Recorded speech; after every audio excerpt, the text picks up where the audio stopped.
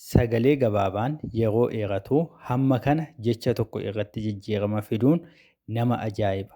Xumura viidiyoo kanaa irratti maaliif yeroo barreessinuuf dubbisnu waa'ee sagalee akka itti yaaduu qabnu ni hubattu.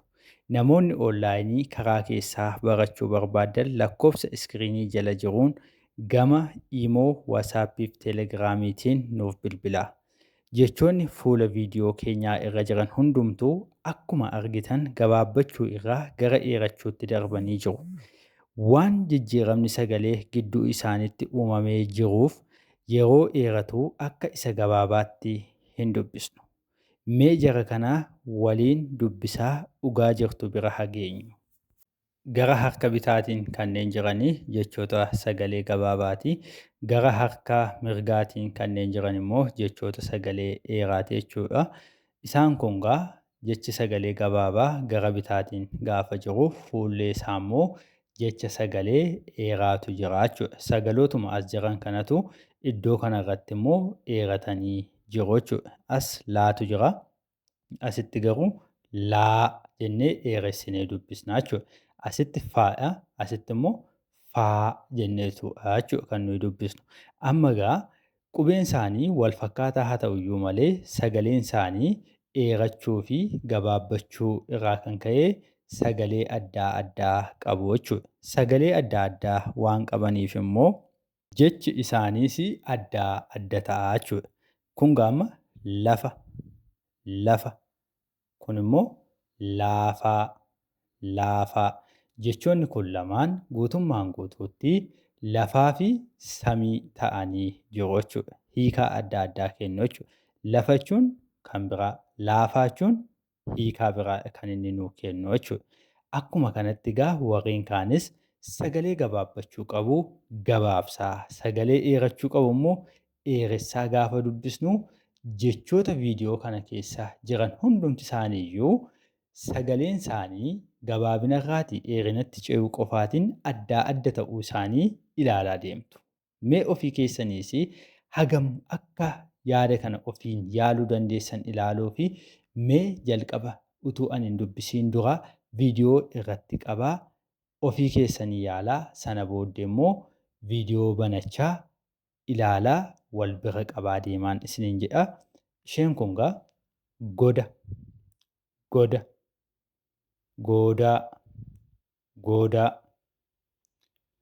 bona, bona, boonaa, boonaa, laga, laga, laagaa, laagaa, qara, qara, qaaraa, qaaraa, dabe, dabe, daabee, daabee, qali, qali, qaalii, qaalii, fixe, fixe, fiixee, fiixee, mora, mora, mooraa, mooraa, bira, bira, biiraa, biiraa, sore, sore, sooree, sooree, jama, jama, jaamaa, jaamaa, rafu, rafu, raafuu, raafuu, boru, boru, booruu, booruu, badu, badu, baaduu, baaduu, ana, ana, aanaa, aanaa, gale, gale, gaalee, gaalee, bule, bule, buulee, buulee, Walumaa galatti jijjiiramni sagalee jecha tokko guutummaatti akka inni jijjiiruu ilaaltanii jirtu. Kanatti aansuun gaaffilee kana hojjechuun hanga hubattan of madaalaa. Jaroota lamaan asitti argaman kana keessaati goodaa jira kan jettu mee jala sararaami. Lammaffaa mooraa lixe kan jettu kan gamanaa moo kan gamanaa ta'a? Mee isaan kanas filadhaa. Laga dhaqe kan jedhu kan gamanatti argamu moo kan gamana jiru ta'a? Isa kanas hojjedhaatii bira darbaa. Qaaraa cire kan jettu jaroota kana lamaan keessaa isa kam ta'a? Lafa bite kan jettu jaroota kana lamaan keessaa isa kamimi?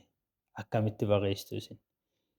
Biiraa dhuge jaroota kana lamaan kana keessaati biiraa dhuge kan jedhu isa kam akka ta'e mee jala sararuun adda baasaa. Raafuu bite kan jedhu jaroota kana lamaan keessaa isa kam ta'a? Hoolaa qali jaroota kana lamaan keessaa filachuun deebisaa. Boonaa waami jara kana lamaan keessaa ilaaluun boonaa waami kan jedhu isa kam akka ta'e barreessituu jechuudha. Yoo jaroota kanaa salgan isaaniiyyuu sirriitti deebistaniittu ta'e waa'ee dheerachuuf gabaabbachuuf sirriitti hubattanii jirtu jechuudha. Barnoonni keenya har'aa asuma irratti xumuramee jira. Sabiskiraayib taasisuun maatii ta'a. Hiriyoota keessaniifis sheer taasisuu hin dagatinaa. Mata duree biraan kan walitti deebinu ta'a. Horaa bulaa.